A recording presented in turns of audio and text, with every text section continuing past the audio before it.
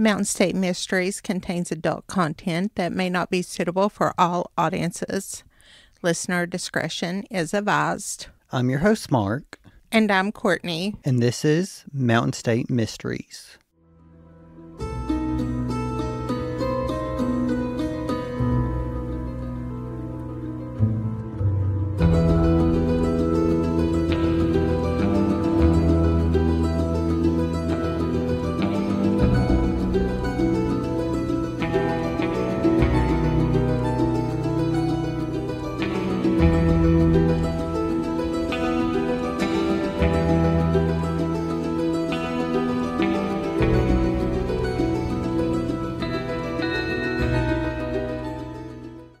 The case, or I guess we should say cases we have for you today, is actually every single case from Season 2 that we've covered.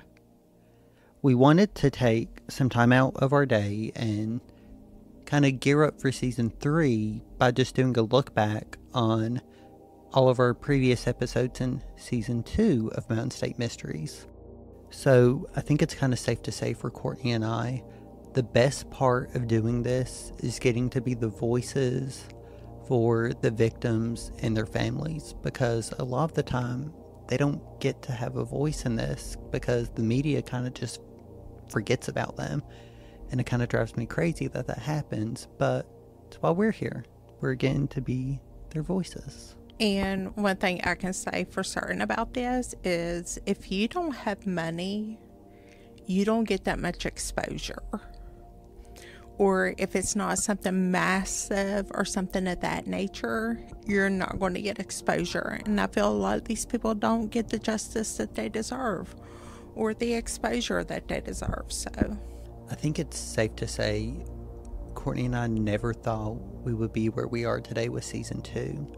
So, I mean, we're gearing up for Season 3 right now. And in all honesty, we just want to say thank you from the bottom of our hearts for following, downloading, listening, giving us feedback on all of our episodes so far. So the case that started off Season 2 of Mountain State Mysteries was the case of Angela Sharice Gwen Stevens. Sharice went missing on October 1st, 1993 from Bolt, West Virginia.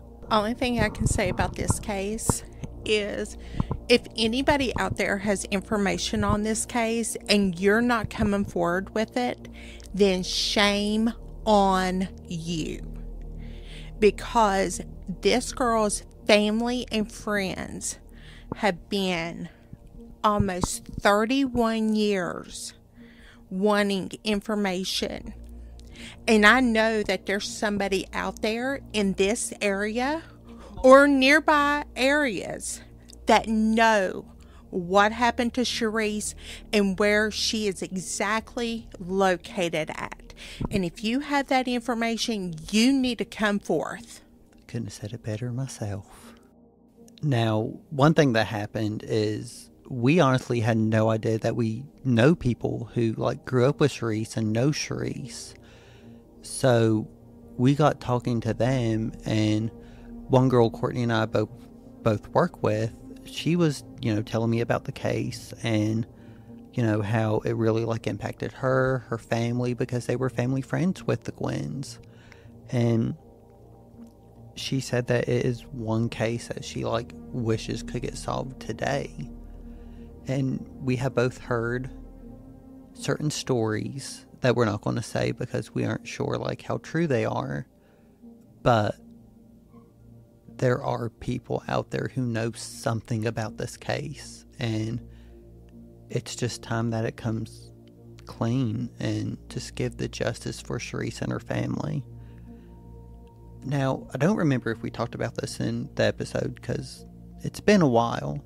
I don't know if we talked about this in the case or not. I want to say we did, but I don't remember about the helicopter. No, we didn't. Courtney and I forget what the original first episode was going to be. Was it Margie Dodd? No, it was always going to be Sharice. It was definitely always going to be Sharice for season or open. And season or opener. Our season opener. was always going to be Sharice. I think what like solidified it was us seeing the helicopter fly around town and being told that it was over a certain area for like 2 days in a row. So, and if you're from our area, then you'll know exactly what we're talking about. Oh yeah. So we have heard that there was a tip recently put in, and that's why they were, in the helicopter. So we aren't sure how far that tip went, what all happened, whatnot. We also want to say thank you to our little source that told us where her car was, where the impound lot was, because we weren't sure, in all honesty, where it was in the beginning. We thought it might have been in Charleston, but then we found out it was right here in Beckley. And her car has been searched through. It hasn't moved in years because there's rust all over it, but her car was searched. Like, it has been searched thoroughly, but I feel since it was sold, like the second it just magically appeared at UPS, it's been wiped clean and stuff. I don't, that is just such a crazy story. 100% that car was searched and it was cleaned out and all traces of evidence was wiped away. Yeah, and I'm not sure if we can say if this case will ever be solved. I want it to be. I pray to God that this case gets solved. But I feel like it will take certain people to talk to get this case covered. Oh, absolutely. And again, if you have information, you need to come forth. Any information will help. Anything will help. Come forth.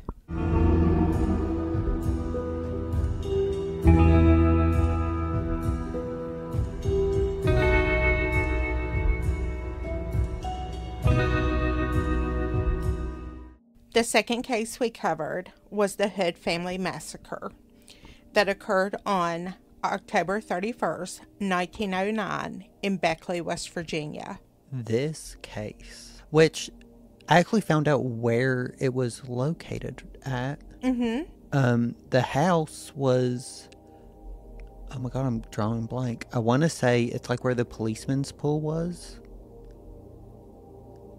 So it like wasn't near the church, but it was like right around the area of the policeman's pool. Oh, that's a little bit of a hike to get to that church. Absolutely. Unless, you don't think the church could have been moved?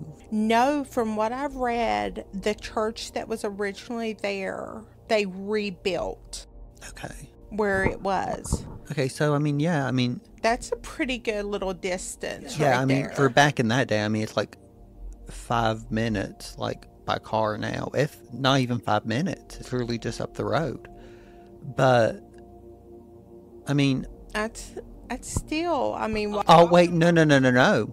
It wasn't where the policeman's pool was. It's where Mickey's was. It's still a pretty good hike. Yeah, it was like where Mickey's was, and whatever that like strip mall is. I think it's like a gambling place now. Oh yeah, good old Cheyenne's. Yeah, it's it was right there, and that is a trek. That is. From there to Mount Tabor walking. Were there cars invented then? Yeah.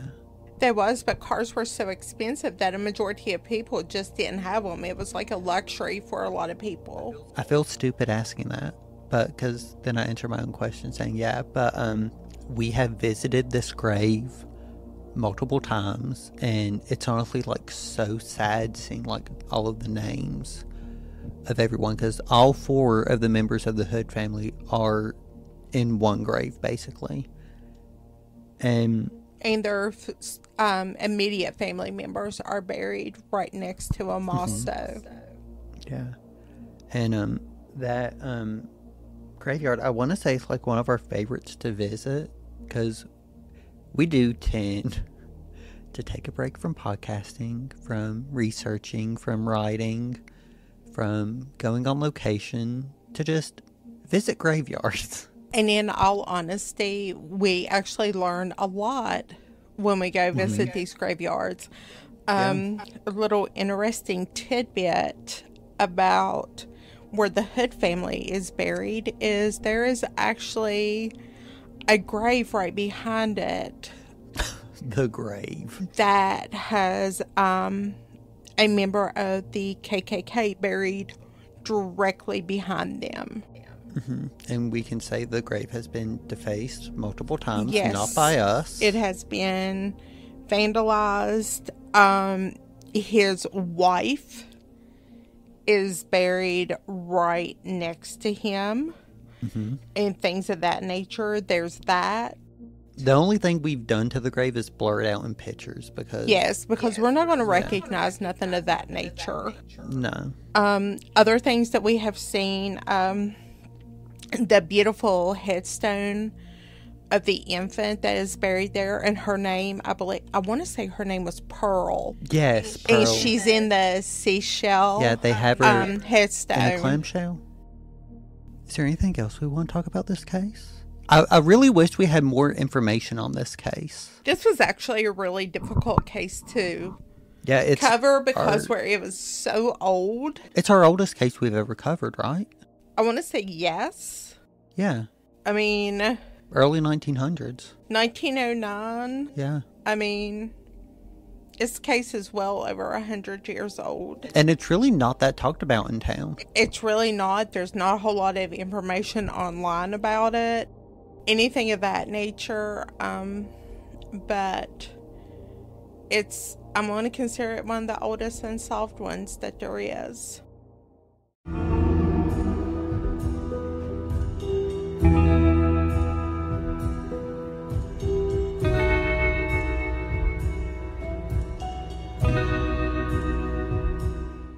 So after this, I was actually on vacation, and I took my podcast equipment because I'm like, there's going to be something happen. I know there's going to be an update on it. In case you can ask Courtney. I'm like, should I take my equipment in case there's an update? I'll like do it really quick and like just upload because I don't want anything to go for so long and there not be an update. And I literally said, no, don't do that. Enjoy your vacation. And on day 2, there was an update that I needed to bring you guys. It was an update on the case of Judy Petty, which, if you know anything about the case of Judy Petty, she was found basically in a house fire dead on her parents' farm in Parkersburg, and her murderer has still not been found. There has been new suspects. So sadly, there hasn't really been any new updates in Judy's case that I have seen since, I released this episode. And, I hate to end, this kind of look back on this sad note, but Judy's father actually passed away last week, the week before we are recording this. So, I really feel for her family right now because they have lost 2 people. And, our sympathy definitely goes out to the Petty family. And, we really hope that he finally knows what happened to Judy and that he's reunited with her. Thoughts and prayers to this family.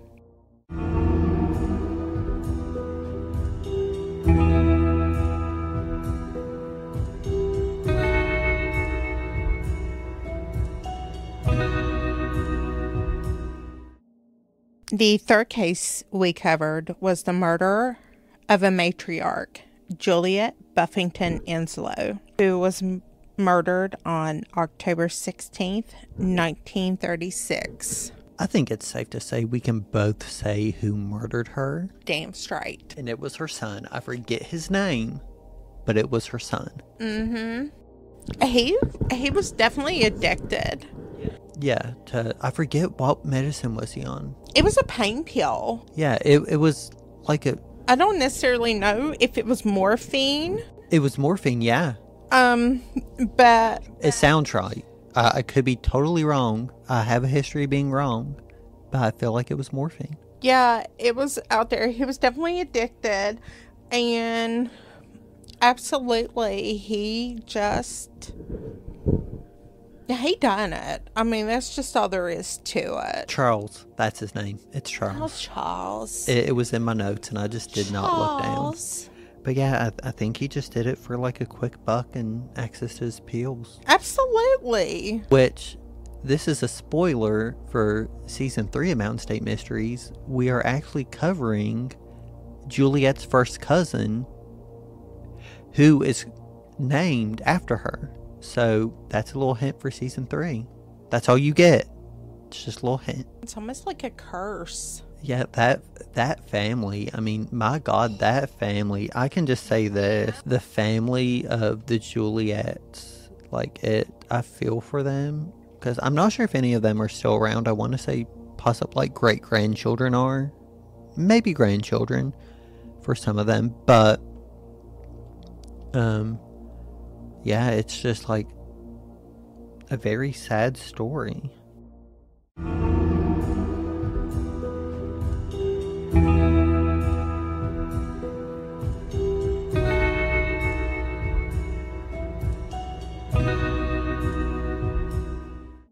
The fourth case we covered was the missing bank teller, the disappearance of Margie Dodd, who disappeared from Beaver, West Virginia, September 7th, 1977.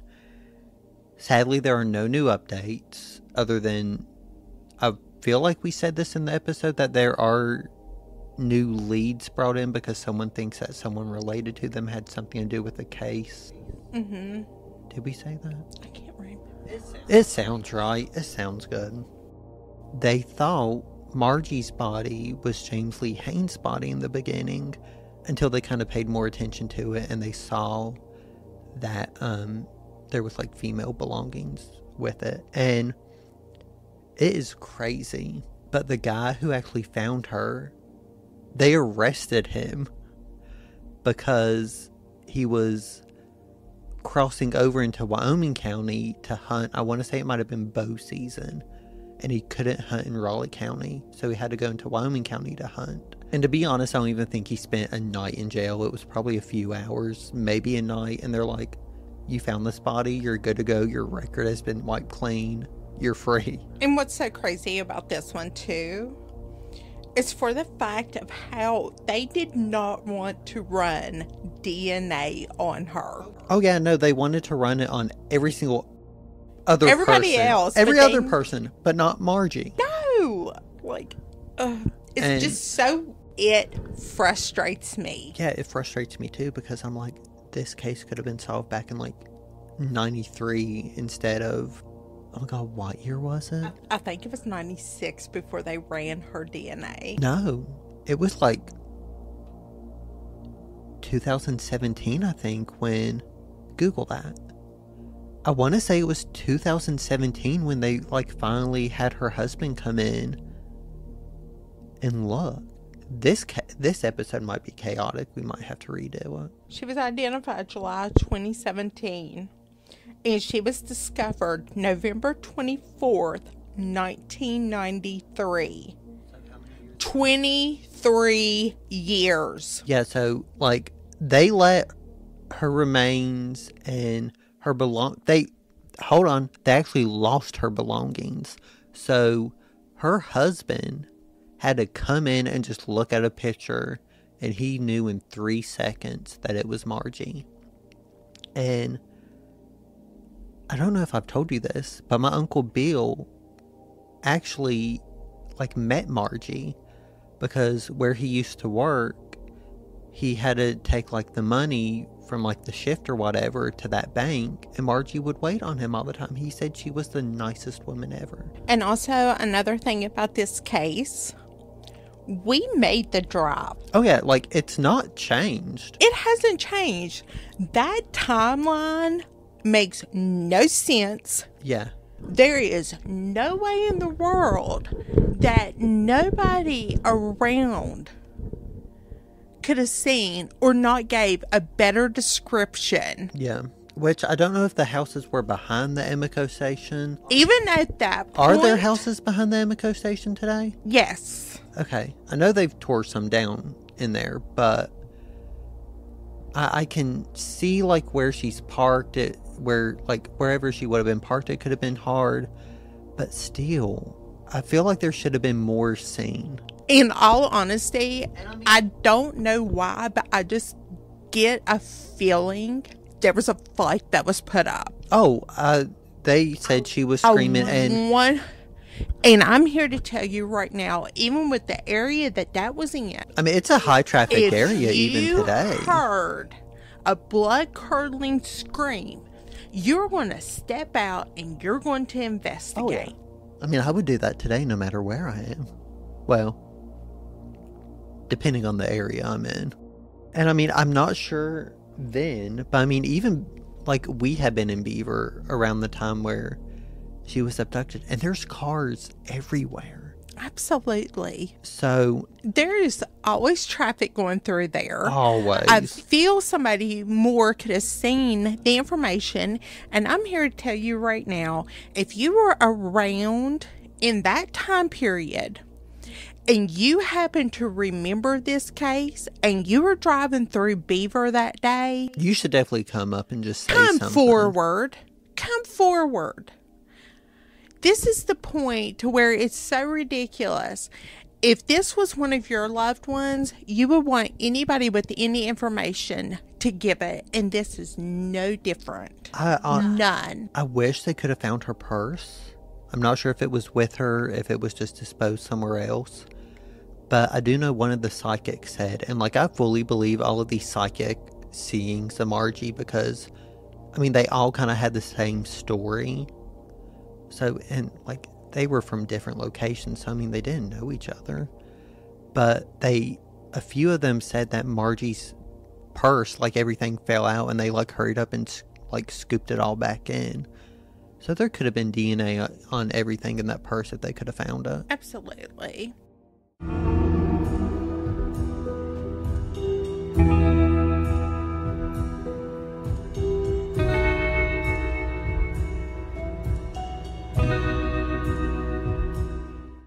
The fifth case was the disappearance of the Sauter children, December 24th, 1945. Let me start off by saying this was one of the hardest cases. Not because, there isn't enough information out there. Because there is so much information and we try to have such a normal...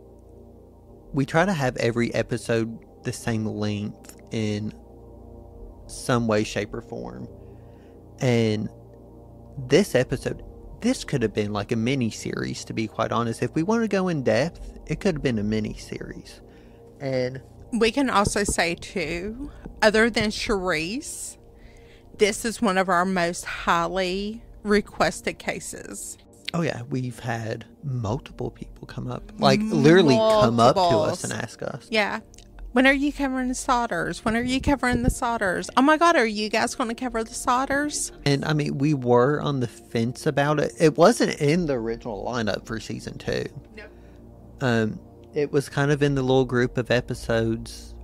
Like, are we going to cover them? Because yeah, and finally so many people just done it that we were just like, might as well just go ahead and do it. Yeah. And, I mean, right now there's only 2 cases that we will not touch. Yep.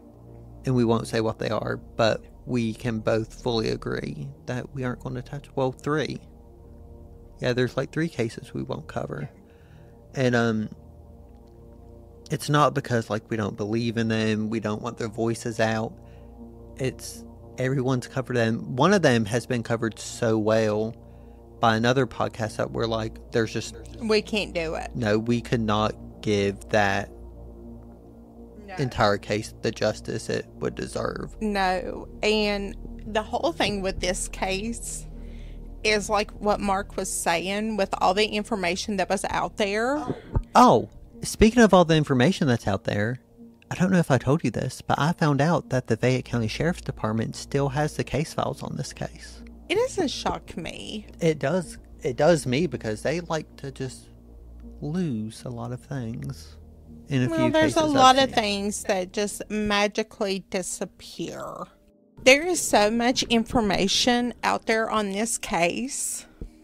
It made it so hard Yeah. to piece things together Yeah. for this case to even make sense. And I mean, as crazy as that sounds, like, she's not wrong. I mean, this is probably the second longest we've ever spent on an episode.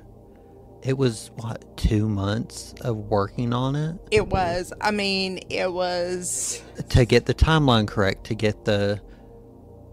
researching down in Charleston where they said that there was a sighting of the children. Yeah, we ended up seeing that there was an author that just came out with a book. We got the book, we read the book, and it's a very good book, but... Even that and all the other timelines, things just didn't make sense. Yeah, but the book did help the most, I can say, because it has stuff from the Sauter family that is still here and still alive. There's like pictures that really haven't been released yet and all of this. So, and another thing too with it is, like, when we say this case has been covered so much, I mean, like, the Smithsonian wrote articles about this. yeah. There is numerous news stories out there about it, local news stories about it, so much.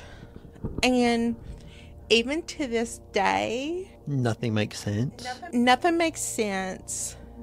And the fact, I think we can actually agree on what we think the reasoning of all of this was. oh, absolutely. I think it was a mafia hit. Mm-hmm. I 100%. fully believe that. 100%. And we actually visited the graves, and I thank God for our friends Cassidy and Chaz, because if it wasn't for them going out, the evening prior before me and Courtney ended up in Oak Hill, we would have been searching in the huge graveyard that the Sauter family is in for hours. And another thing we discovered too, when we went to the cemetery, was after the children went missing, Mr. and Mrs. Sauter had another child who sadly passed away, and never knew that until we got the name off of the grave. And a bunch of them are buried together. However, There's only one that isn't. It was the son that was in the military that wasn't able to come home and he for was Christmas. in Fayetteville is where he was. And Yeah, I think he was- one of the yeah. daughters, the youngest daughter, is buried, I want to say maybe St. Albans is where she's buried. Oh, yeah, she's buried with Yeah. her family, yeah. So, Is there one in Charleston? yeah. Yeah, so I mean, there's only 3 that isn't buried together. But all the rest of them are buried together.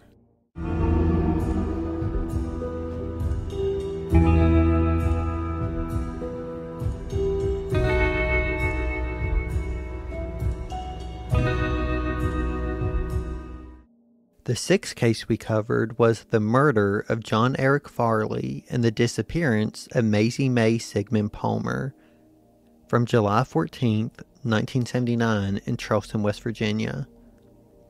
Yet again, another case where nothing adds up. Oh my God. This case, no sense. Yeah, and there really isn't whatsoever. anything on it. There's No. some articles, there's a YouTube video. And trying to find photos of the places that they were supposedly at. Yeah. Oh my, it's almost near impossible. I mean, we have looked at so many photos of downtown Charleston, the area that they were in South Charleston or west side of Charleston. I mean, we looked about every old photo that there was, and nothing. Yeah, zip, Nothing. nada. I mean, even Googling the name of the old nightclub brought nothing. Which I think it's safe to say this is another case that we can clearly say who we think did it. And it was the ex-boyfriend. I forget his name, which I know sounds awful, because I can literally name someone from like 20 years ago that I met. But it was her ex-boyfriend, and I fully believe that to this day. Now, what we do wonder is where Macy's body is, because John's body was found, and I'm wondering if there was any DNA on him. I'm not sure. I know West Virginia really isn't up on the DNA system. I really want them to get into like the 23andMe, CODIS, NamUs, all that stuff. Yeah. I know there is a lot of funding in DNA, and this is a shameless plug. I do not care to plug this because it's such an amazing organization. Season of Justice, who was founded by Ashley Flowers from Crime Junkie, The Deck. The Deck Investigates, one of the best true crime podcasters out there. She founded Season of Justice, and it honestly is one of the best things anyone could ever do because it funds DNA tests, and they have got to close a few cases, if not a lot, because it takes a while for DNA testing to get done. So if there's any law enforcement out there listening, look up Season of Justice. You can go in, say you're a police officer, your family, you can get DNA tested in no time, and you could solve a case. But yeah, I'm not sure if there was any DNA on John's body or not.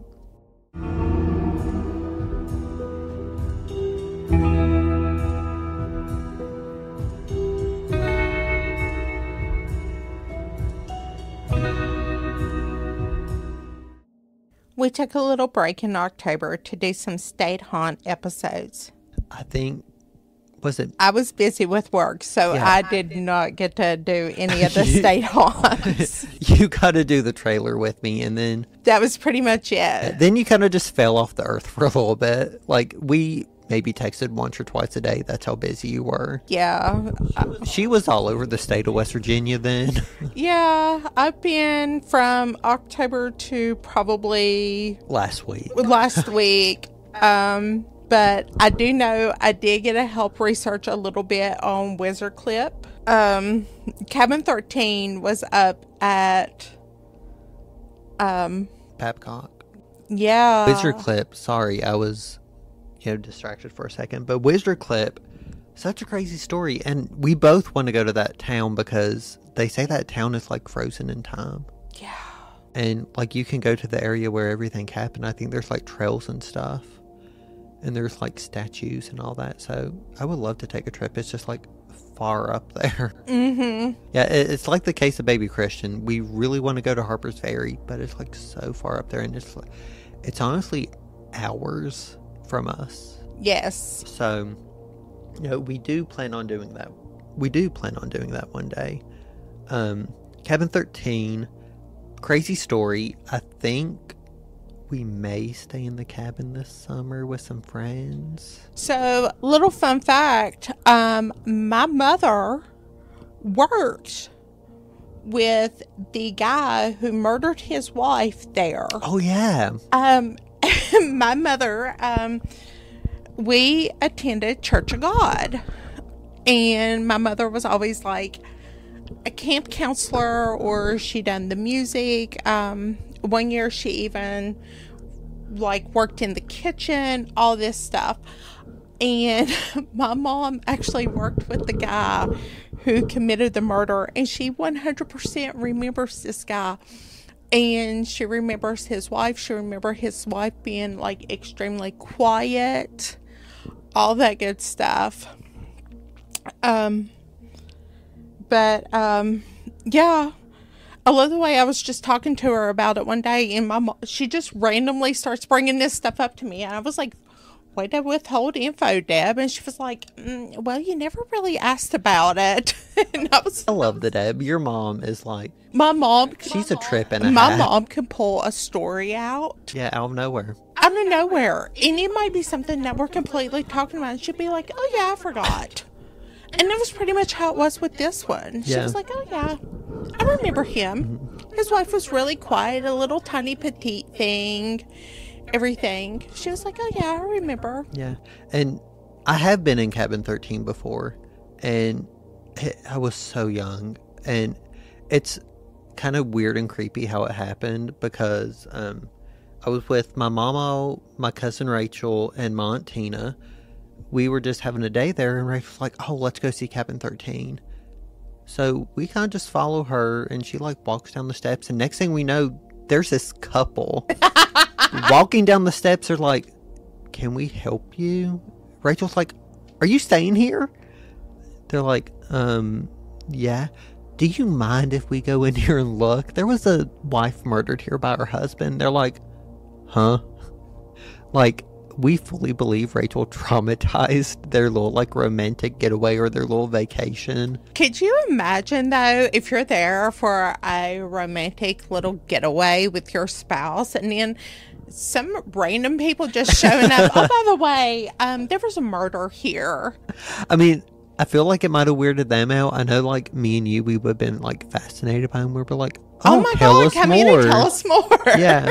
I think they, like, reluctantly let us go in, and Rachel's like, oh, I feel something. I'm like, no, she did. And me and her mama just stood outside because she's like, I don't want to go in. And me and my aunt Tina were just standing there in the doorway like, this is as far as we're going to go. And Rachel's like, I feel something. Which, I mean, it was a creepy cabin. I'm crying. But, yeah. Right then, at the end of it, Rachel's like, have a great night. Bye. I swear. I swear. I will call Rachel right now and she can tell you the story. Oh my God. Yeah, I think the bed is like upstairs and you might have to climb up a ladder or something like that, or there's like stairs. Yeah. Yeah. Oh my God. Or the third episode was Lake Shawnee, which it's crazy how this happened. And I don't think I've ever told you this story. I was, working, and one day I looked up and I saw, oh, Ezekiel bread. And I'm like, oh, that would be a great name for the Lake Shawnee case. Then when I did research for it, I'm like, oh my God, there was actually a guy. One of their sons was named Ezekiel. And I made him like a ghost. Like, this one and Cabin 13 was kind of just full on me tapping into my creativity and like telling a story, then, just telling you the actual ghost story. And then the fourth and final episode for State Haunts was the Trans-Allegheny Lunatic Asylum, which, in all honesty, we could do a totally new episode on. Maybe we will soon, who knows. But I went there in August because they were doing a night tour on my birthday, and I'm like, might as well ring him, 28 spooky. Oogly boogly. So, it was me, my mom, and my dad, and it was honestly kind of like miserably hot. Anytime I have ever been to Weston, I have froze. So what do I wear? A sweatshirt and sweatpants in the middle of August. The dumbest decision I have ever made in my life. And I do not like to say my decisions are dumb, because at the end of the day, I make some good decisions. This was the dumbest one I've ever made. And I literally looked at my mom. I'm like, I wish I put a shirt on under this so I could take it off. But no, I didn't. But I have been there so many times I cannot even count on my hands, on my fingers, how many times I've been there. I took Courtney there after a trip to Pittsburgh. While it should be a 4.5 hour trip home, turned into 10. And I want to say you kind of got fascinated with the location after that. So, mine has always been, I can remember one time we drove past it. We were going to Morgantown. And for whatever reason, I remember we drove past it. And truthfully, I think they were still fully operational when we went by. Yeah, it was 95 up. 95, 96. I think it was not. It was 95 because it was the same year I was born. Yeah. So, we went by there and everything, and Or maybe I'm thinking of the prison. I think Weston was fully operational until 96. But I remember we would drive by there sometimes, and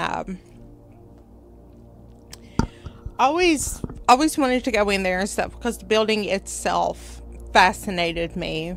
But what fascinated me even more was learning so much about the history. 1994. Sorry, I just Googled it. It was 94. We were both wrong for once. Continue. Sorry. But going in there and them starting to talk about what all they would admit a person into the insane asylum over is absolutely repulsive. And we didn't even do the paranormal tour. We just did the 2-hour historic tour. It was just a historical tour that we took. Yeah. Is repulsive, and I thank God the strides that have been made in mental health, but there's so much more strides that need to be taken forth with it. I mean, if that makes sense. In all honesty, it's not even mental health. Like, I could literally turn you in for having glasses and a nose ring right now. I mean, or 2 nose rings. Like, it could be like, there was just so much with this. Yeah. And it was deeply disturbing what all. And a majority of the patients there were women, were a majority of it. And for a woman to have her husband committed, she would actually have to go before the board, which was nothing but men, to try to prove it. Yeah. However, a man could have a woman committed if he was having an affair on his wife.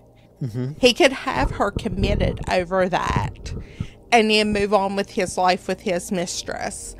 I mean, it's things of that nature. I mean, you learn so much all about the medicine. You learn about the history and the people who ran it. You learn all about lobotomies.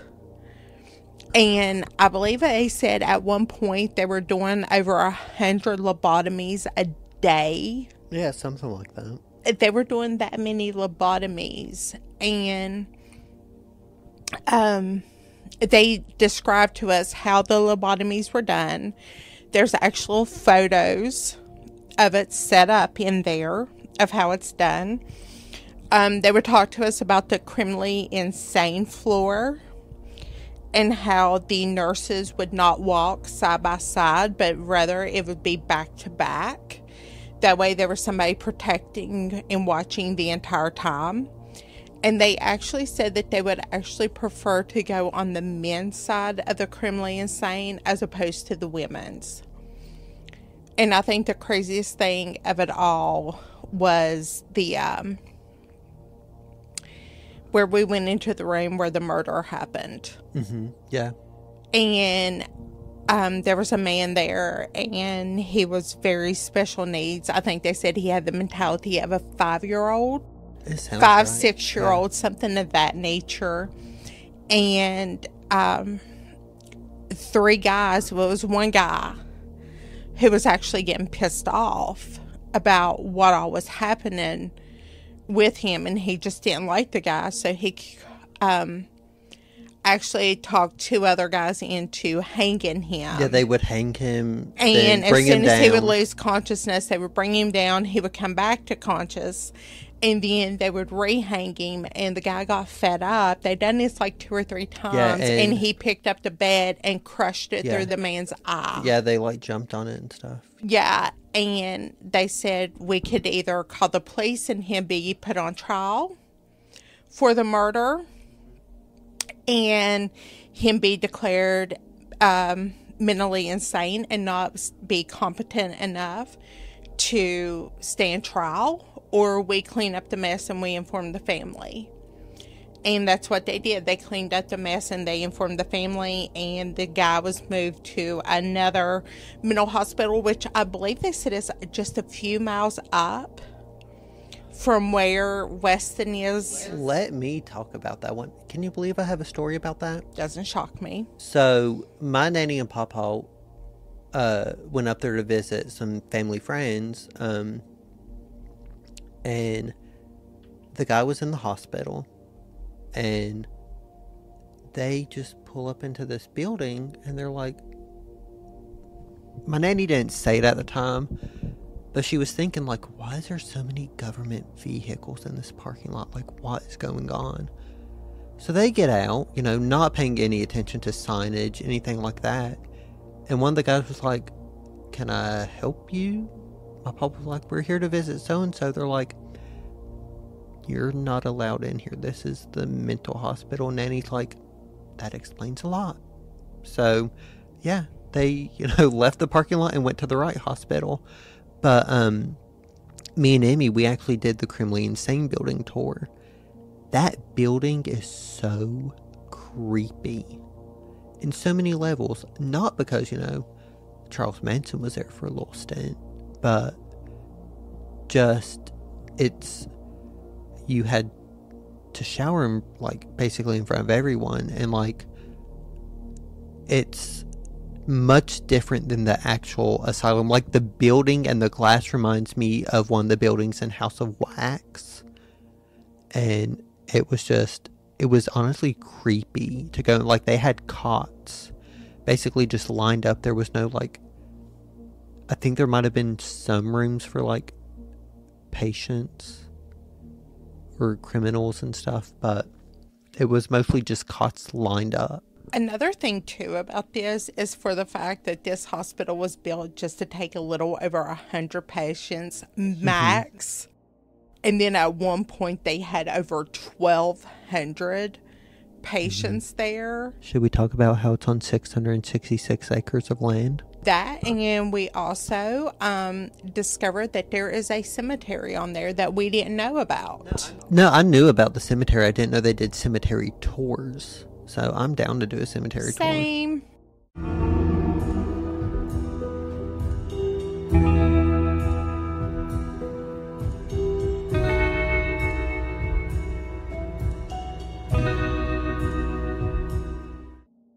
So in the middle of state haunts, there was a major update in the case of Gretchen Fleming, which was the case that we were kind of referring to in Judy Petty's case.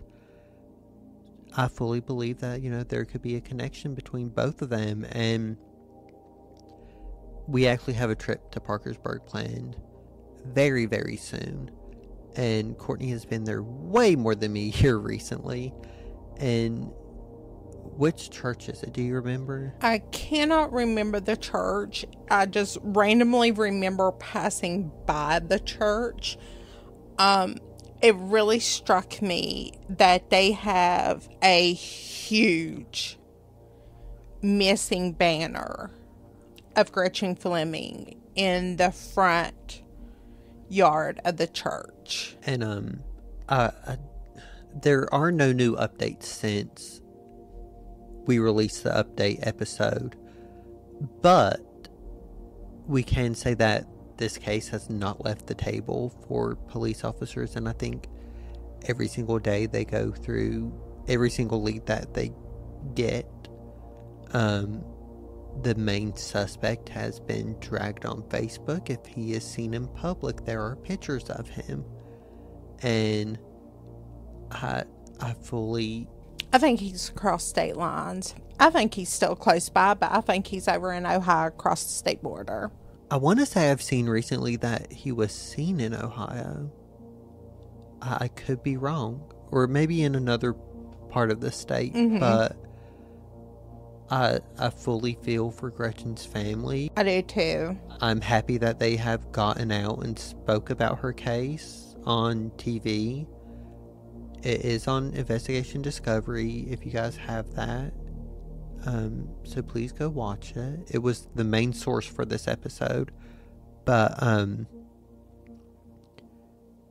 I do feel one day there will be resolution to this case, and I hope to God there is justice served.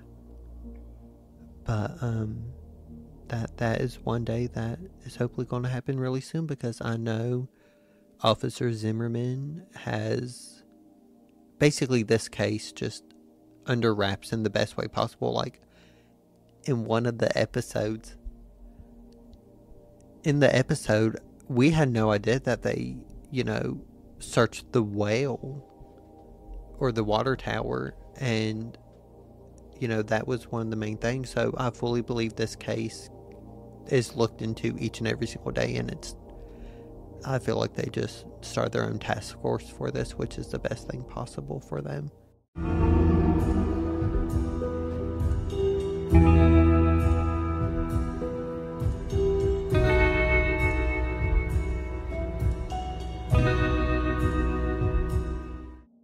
The next episode was actually our 1-year anniversary episode for more info on Nellie and Ray's case.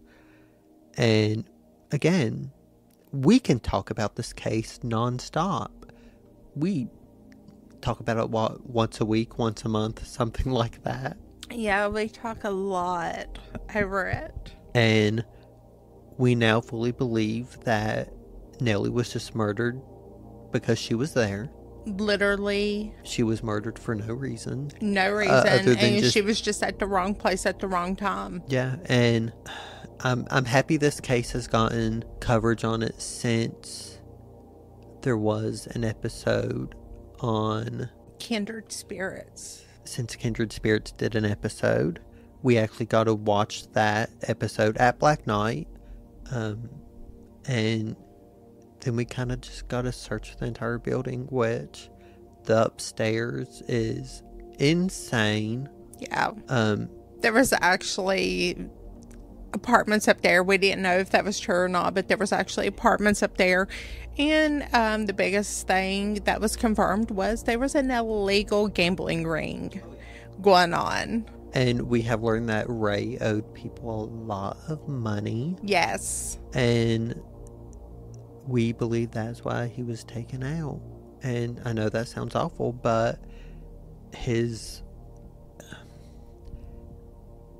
we've heard new things on this case that we will not release because we do not know if it's true or not. Mm-hmm. And because we have heard that this person goes after people who mention it, so we will not mention it. But there is a suspect that I fully believe, and I fully believe that, it could be true.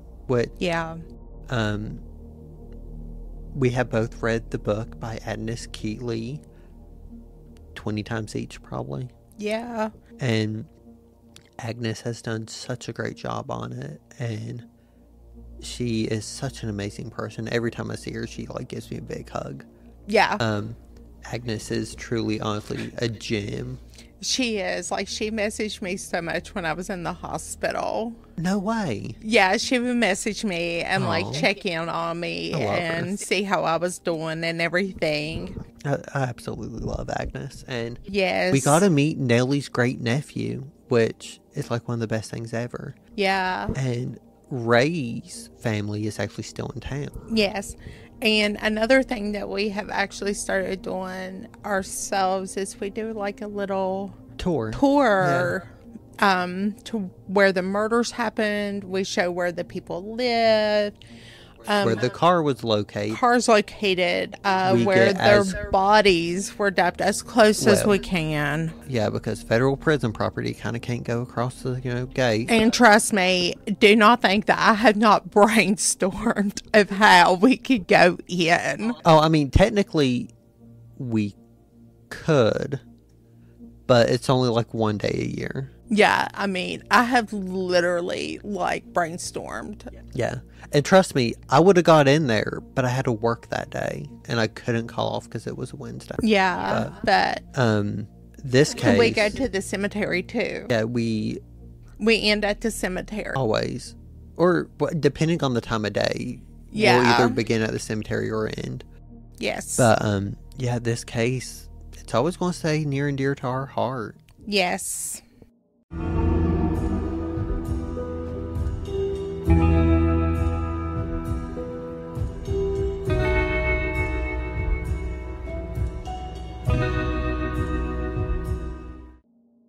The 7th case we covered was the murder of Cleo Burdett. This was a crazy ride of a case, too. Yeah, it randomly just...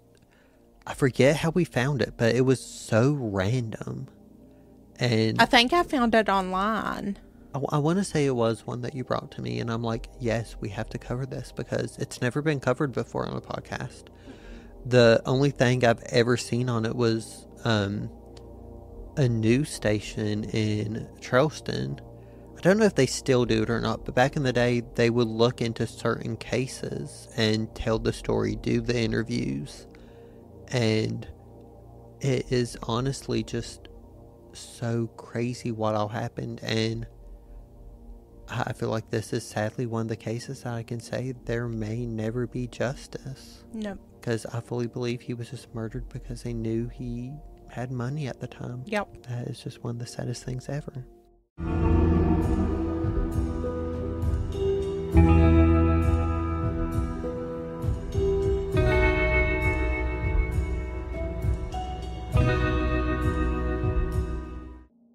The 8th episode that we covered was the murder of Nicole Dawn Markley from February 1st, 2003. This case is one that I found hard to cover because there wasn't much info on it like most of the cases, but the family posting on Facebook made it so easier because there's not many Facebook pages out there for cases for victims. And I fully believe that like one point in time they did have the suspect, but because there wasn't enough evidence, they let him go and he has been free ever since. And what was so sad was the fact that she had a very young child. Mm-hmm. But kind of the good thing in it, in a way, is that her family has kept... They've definitely kept her memory alive. Yes, and... her son knows a lot about his mother. They celebrate her birthday every single year. They have a cake for her. He blows out the candles. Yes.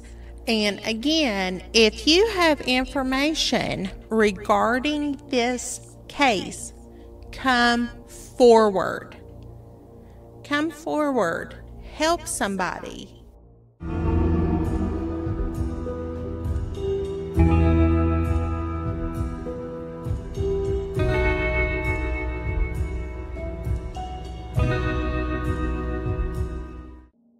Are we ready for this one?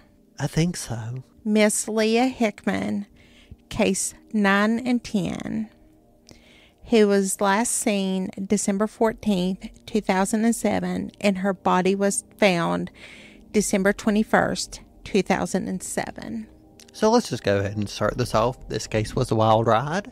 Oh. This is another case that took forever to look through because it's just, there is so much. And this is the first case we have ever even referenced. This is the first case we have ever referenced Reddit, web sleuths, just for the simple fact that it's just like not like relevant in other cases. And this is one that we definitely have our own theory on. Oh yeah. And I feel like we talked about that in the episode. Yeah, but, I mean, this was a case that made absolutely no sense whatsoever. Just the way the apartment was laid out. Yeah, they were on the top floor. And what was so sad about this case was Leah's bed was set up. It was a blow-up mattress set up on milk crates. Yeah. And there was only one other person there. The other two... the other 3 rooms were vacant. Because the one guy was in Florida. Yeah, no, there was 4. So, hers and then the owner, he was in Florida. And then 2 more. But yeah, you're right. Yeah. He was in Florida, and there was somebody coming in there. Somebody had to know the layout. Yeah. And how that apartment was, because the laundry room was down in a basement. And the crawl space, like, it has been said, I mean, police didn't even know about the crawl space, and it is said you have to live there to know about the crawl space. So, our theory kind of stands still that I fully believe it could have been an ex-boyfriend that called a certain someone, not pointing fingers at her sister, to hide the body. And from the serial killer letter, it makes perfect sense, because someone you care about, you would not want their body to get dirty. So you would wrap them up in a clear tarp that is there for maintenance. Yes. And the whole other thing, too, about this case is it was a two-parter. Yeah. And we're working on getting things better for a two-parter, or possibly like a little mini-series about cases and things of that note. Oh, I want to say I'm sorry for the music pauses for the one person that complained. But I will say this much. The reason why I was not participating on this one was I was sick and in the hospital, and Mark had to record. Oh, I thought you were just working again. No, I got looking at the dates on here, and this is when I was in the hospital. Oh, yeah. Oops. This is when I was in the hospital. So, just thank Jesus that I was better. Oh, yeah. Was it? Oh, yeah.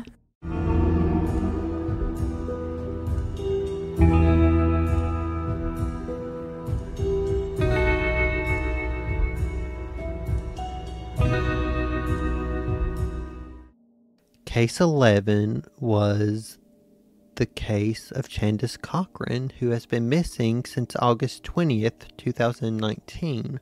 This case was brought forward to us twice, which I was oblivious and completely missed the first one. But it was in a Facebook message, and then we got an email about it. Yeah. And I want to say thank you to the two people that reached out to us, because they fully put this case in line for us. And this case was going to be in season 3, but we decided to just go ahead and bring it forth. We just felt it was the right time. And there is a Facebook page for Candace that her mother runs, and my heart breaks for her mother. And one of the big things too was the gas station. And fun fact, we will pass that tomorrow, and you're going to see what a distance it is. Oh yeah, we will, won't we? Yeah, we will definitely pass it tomorrow. And yeah, I'm not sure if there's going to be any updates in this case or not. I have my theory on it. Oh, I fully do too, but I have my theory. I think we had the same theory, but yeah, I don't know.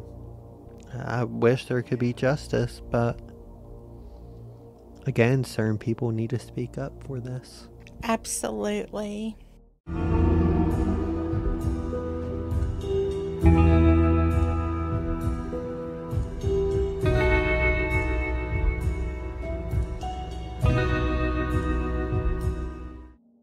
And then our 12th case, our hardest case we have ever covered to this date, was the case of Natasha Alex Carter. Courtney, you want to take it from here and tell them a few things we missed out on? So, again, Alex was my little cousin, or what we affectionately called her was Al. A lot of times we called her Al. And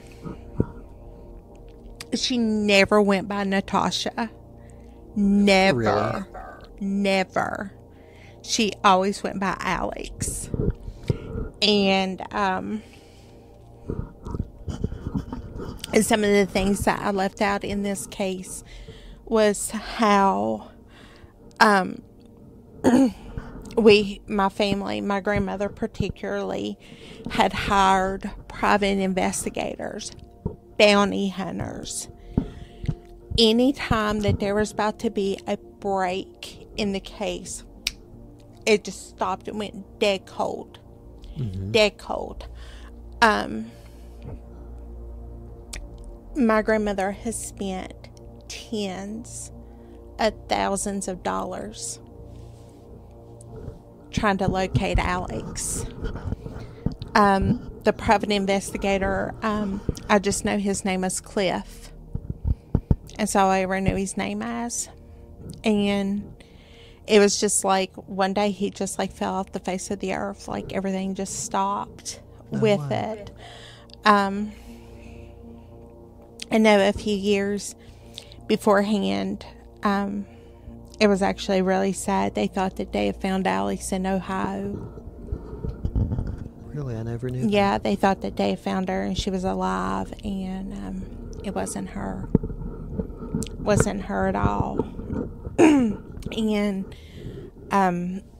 again, Homeland Security was looking into the amount of missing children out there, and that's how Alex's case came back forth. And the FBI was the one out of Pittsburgh who reopened Alex's case with it.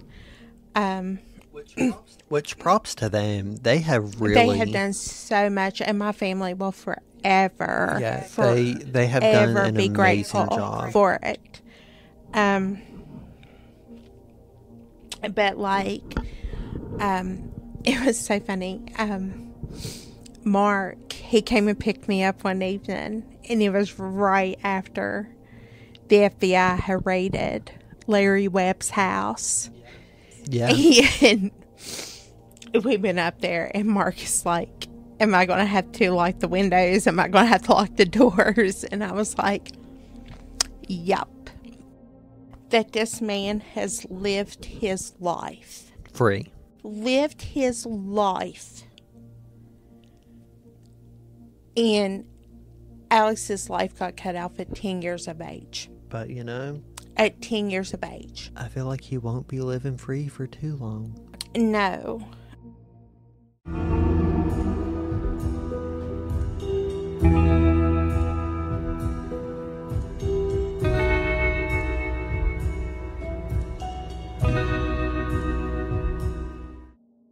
And now we can kind of give a little sneak peek, a little look into season 3 of Mountain State Mysteries, which we can say is premiering on May 10th, 2024. May 10th, 24. It's our biggest season yet. We are going outside of West Virginia for a few cases. One of them we did promise y'all. And that one is a very, very crazy story in and of itself. Episode 1 is probably going to be our longest episode ever. Or I should say our longest episode yet. Yes. It's crazy. Nothing adds up. Me and Courtney can literally go on a rabbit hole on this case. We are going to be doing a lot of extra things for this season. We have a few events coming up, which we will post about, so you guys can come out and see us, grab some Mountain State Mysteries merch and all of that good stuff. Yeah. But we don't want to give too much away. Like, we're not going to tell you like any episodes. Like, we are just going to give you hints. And this is also going to be one of our largest seasons. Yeah, it's our biggest season yet. It's so huge. Yeah. I mean, we just kept on adding cases onto cases onto cases. And it got to the point where Courtney's like, Mark, we're not adding anymore. But I'm like, we have to tell this case. It's insane. I was like, we're in double digits, major double digits. Well, we might get into more double digits after another case I just found. You know, we have interviews this season, which I'm so excited for you guys to hear. Yes. We are going on scene for some, which I'm like really excited about, because it lets you feel the cases even more. Yes. Or get the feel of the cases, I should say, because there's a lot of locations that we cannot go to due to the distance and all this, and we're just like, well, we kind of have the time because we do nothing else. So, I mean, we do work, but I'm like, we have days off, so we are hitting the ground running for this season, and it is going to be insane. Yes. And can I throw something in really quick?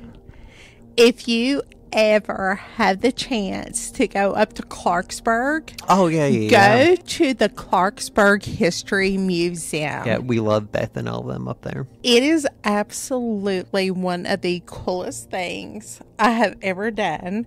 And one of the reasons why I wanted to go, and I just happened to be in the area and was able to go one day without Mark. Yeah, thanks for thinking of me. It's fine. I did think of you the entire time. You had to admit that I was thinking of you. I would never do that to you. What are you talking about? So like we said, we will be returning May 10th, 2024 with a crazy, crazy case from Parkersburg and Marietta, Ohio. So we will see you guys on May 10th. Stay tuned for our next episode because it's going to be the season premiere of Season 3 of Mountain State Mysteries. If you find yourself enjoying Mountain State Mysteries, take a second to follow it on your favorite podcast platform. It helps others find good West Virginia true crime podcasts. Don't forget to follow us on Instagram, Facebook, and TikTok, all at Mountain State Mysteries. Do you have a case you want us to cover? Send us an email at mountainstatemysteries304@gmail.com. For the show notes, check out our website, mountainstatemysteriespodcast.com.